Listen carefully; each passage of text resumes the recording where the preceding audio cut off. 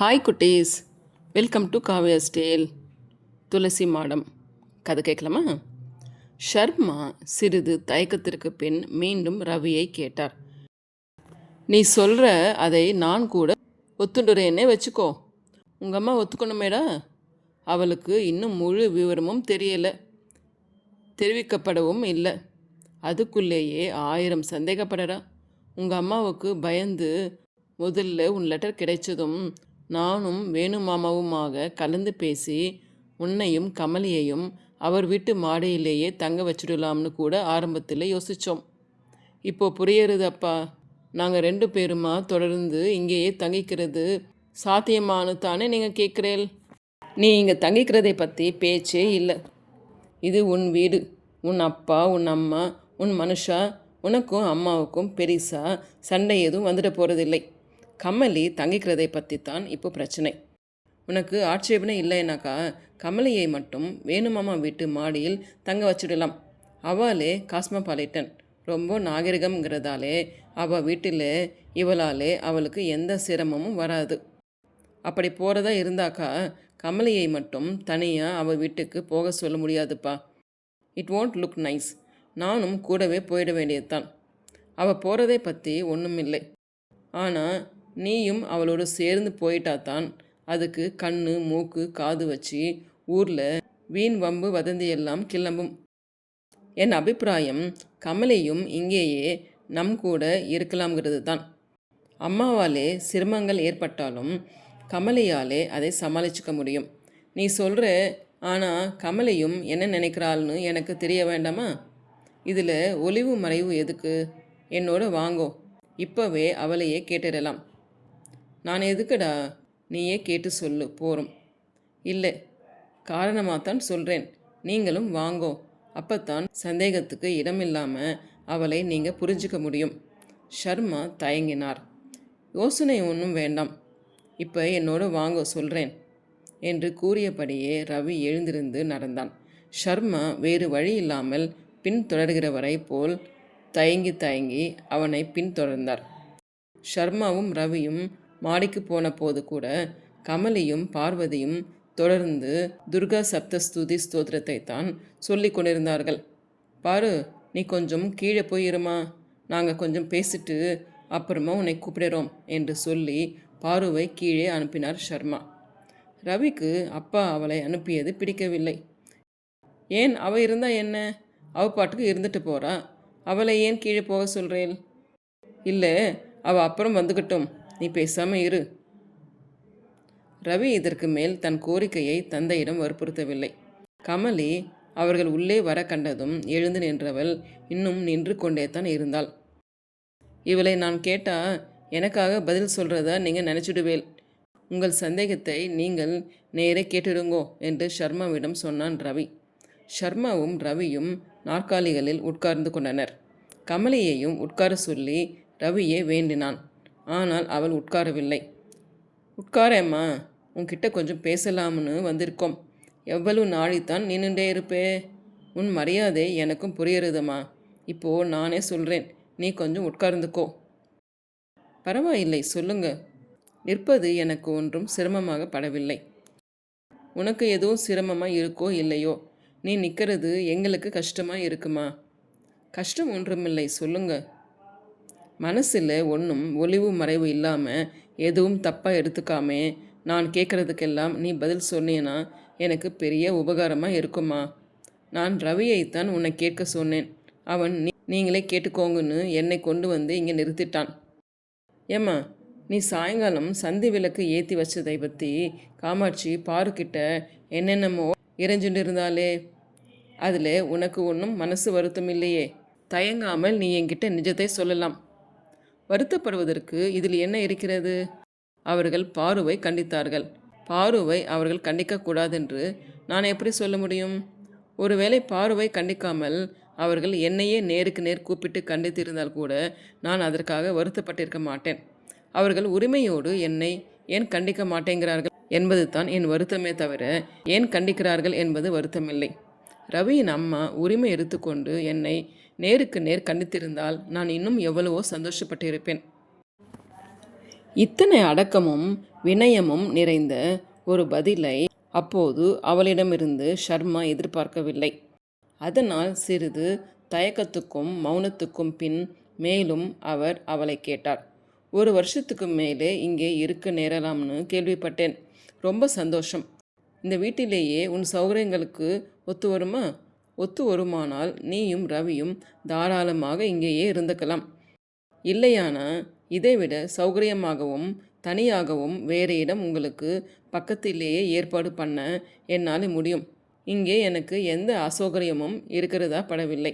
ஒரு வீடு என்பது சௌகரியங்களும் அசௌகரியங்களும் சேர்ந்ததாகத்தான் இருக்கும். தனியாக சௌகரியங்களே நிறைந்ததும் தனியாக அசௌகரியங்களே நிறைந்ததுமான ஒரு வீடு உலகம் முழுவதும் தேடினாலும் கூட கிடைக்காது. அப்படி இல்லைம்மா, ஒத்துப்போகாத மனுஷா ஒருத்தர் இருந்தாலும் தினம் விடிஞ்சா எழுந்திரிச்சா சண்டையும் பூசலுமானா இருக்கும். சண்டையும் பூசலுமாவே இருந்தால் எப்போ மற்ற காரியமெல்லாம் பார்க்கறது? நீங்கள் சொல்வதை கேட்டு நான் ஆச்சரியப்படுகிறேன். இதுவரை எந்த ஒரு சண்டையும் பூசலும் இங்கு என் வரைவில் ஏற்பட்டதே கிடையாது. இந்த வீட்டில் தொடர்ந்து இருப்பதையே நான் விரும்புகிறேன். காமாட்சி அம்மாளை பல விஷயங்களில் என் குருவாக நான் வரித்திருக்கிறேன். அவர்களிடமிருந்து நான் கற்றுக்கொள்ள வேண்டியது எவ்வளவோ இருக்கிறது. உன்னை சிஷ்யையாக ஏற்றுக்கொள்ளும் விருப்பமோ சம்மதமோ காமாட்சி அம்மாளுக்கு இல்லாமல் இருக்கலாம். துரோணரின் விருப்பத்தையும் சம்மதத்தையும் எதிர்பார்த்த ஏகலைவன் அவருக்கு சிஷ்யனானான். சிரத்தையும் பக்தியும் மட்டும் இருக்குமானால் எந்த குருவையும் வழிபட்டு பாவித்து கொண்டே கற்க வேண்டியதை கற்றுக்கொள்ள முடியும். அப்படியானால் இதைவிட மிகவும் சௌகரியமான தனிமையான வேறு எந்த இடத்திலும் வசிக்க நீ விரும்பலையாமா? நிச்சயமாக இல்லை. ராமன் இருக்கும் இடம் அயோத்தி என்பதற்காக உங்கள் நாட்டில் பழமொழி உண்டு என்று கேள்விப்பட்டிருக்கிறேன். எனக்கும் அப்படித்தான். வசதிகளிலும் சௌகரியங்களிலும் ஏற்கனவே நான் அலுத்து போய்விட்டேன். கீழ்திசை கலாச்சாரத்திலும் நூல்களிலும் தத்துவங்களிலும் அவளுக்கு இருந்த ஆழமான பிடிப்பை அவள் பதில்களிலிருந்து ஷர்மாவால் ஊகித்து கொள்ள முடிந்தது. சரி, உன்னை அனாவசியமாக இப்படியெல்லாம் கேள்வி கேட்டு தொந்தரவு செய்கிறதுக்காக என்னை மன்னிச்சிடுமா. இந்த வீட்டில் தவறுதலாகவோ எங்கள் அறியாமையாலோ உனக்கு ஏதாவது அசௌகரியங்கள் ஏற்பட்டால் தயவு பண்ணி அதை பொருட்படுத்தாதே.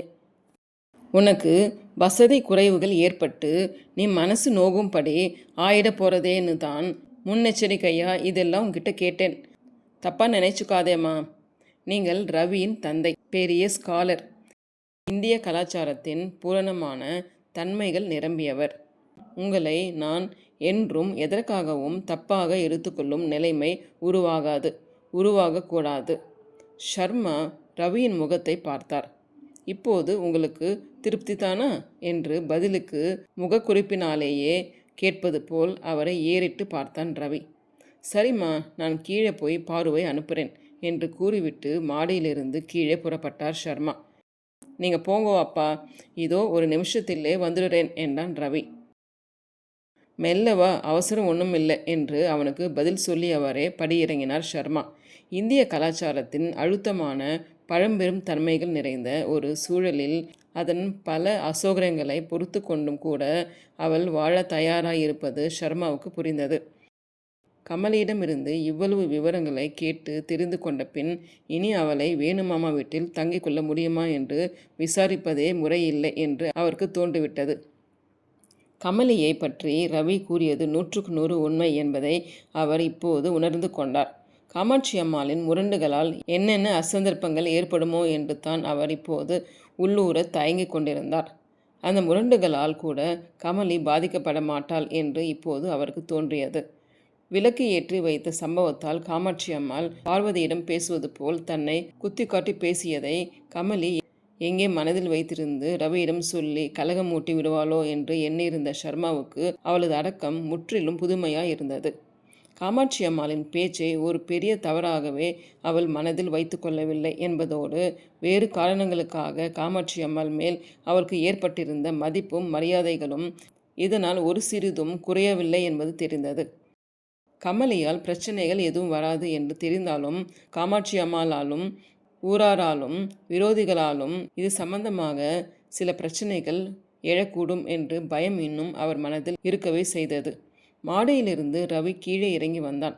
மறுபடியும் அப்பாவும் பிள்ளையும் கிணற்றடிக்கு போகவில்லை. கமலியை பற்றி மேலே விவாதிக்கவும் இல்லை. மறுநாள் வேணு மாமாவிடம் கார் இரவல் வாங்கி கொண்டு ரவியும் கமலியும் பாண்டிச்சேரி, காரைக்கால் பகுதிகளுக்கு போய் ஒரு வாரம் சுற்றி பார்க்கும் உத்தேசத்துடன் புறப்பட்டிருந்தார்கள்.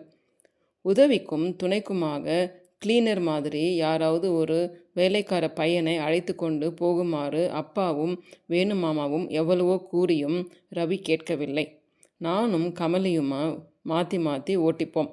2 பேருமே ஆட்டோமொபைல் எக்ஸ்பர்ட்ஸ். எந்த ட்ரபிள் வந்தாலும் நாங்களே சமாளிச்சுப்போம் என்றான் அவன். ஒரு வாரம் என்று புறப்பட்டிருந்தாலும் அவர்கள் திரும்பி சங்கரமங்கலம் வர 10 நாட்கள் வரை ஆகிவிட்டன. 10 நாள் வீடு வெறிச்சோடி போயிருந்தது. மறுபடி அவர்கள் இருவரும் காரில் ஊர் திரும்பிய ஒரு பிற்பகலில் காமாட்சியம்மாள் வீட்டுக்கூடத்தில் சாவகாசமாக அமர்ந்து தன்னை மறந்து லைப்போடு வீணையில் தாயே யசோதாவின் தோடியை பெருக செய்து கொண்டிருந்தாள். முதலில் காரிலிருந்து இறங்கி உள்ளே நுழைந்த கமலி கூடத்தில் வீணையும் கையுமாக அமர்ந்திருந்த காமாட்சியம்மாளை பார்த்ததும் சாட்சாத் சரஸ்வதி தேவியே எதிரே பார்த்தது போல் பயபக்தியுடன் அப்படியே பிரமித்து நின்று விட்டாள். அந்த வீடே அப்போது தோடியிலும் கிருஷ்ண கானத்திலும் நிரம்பி வழிந்து கொண்டிருந்தது. கமலிக்கு அது ஒரு மெய்சிலிர்க்க செய்யும் அனுபவமாக இருந்தது. வீணையோடு அமர்ந்திருந்த கோலத்தில் காமாட்சி அம்மாளின் முகத்தில் இருந்த அபூர்வமான தேஜஸ் அவளை மிகவும் கவர்ந்தது. அவள் கண்களை அந்த தோற்றம் கவர்ந்தது என்றால் செவிகளை அந்த வீணாகானம் என்னும் மாதுரிய மழை கவர்ந்திருந்தது. என்னம்மா, இப்பத்தான் ஊரிலிருந்து வந்தியா? ஏன் இப்படி பிரம்மை பிடிச்ச மாதிரி மலைச்சு போய் நின்னுட்டே என்று தற்செயலாக அங்கு வந்த ஷர்மா வினவிய பின் தான் அவளுக்கு தன் நினைவே வந்தது. அதற்குள் கையில் காரிலிருந்து எடுத்து வந்த பிரயாண பெட்டிகளோடு ரவியும் வீட்டினுள் நுழைந்திருந்தான். கமலியோ வீணையோடு தரையில் பட்டுப்பாயில் அமர்ந்திருந்த காமாட்சியம்மாளின் தோற்றத்திலிருந்து கவனத்தை இன்னும் மீட்க முடியாமல் அதிலேயே மனம் லயித்து போயிருந்தாள். ஓகே குட்டீஸ், இந்த கதை பிடிச்சிருக்குன்னு நினைக்கிறேன். பிடிச்சிருந்தா லைக் பண்ணுங்கள், ஷேர் பண்ணுங்கள், சப்ஸ்கிரைப் பண்ணுங்கள், கமெண்ட் பண்ணுங்கள்.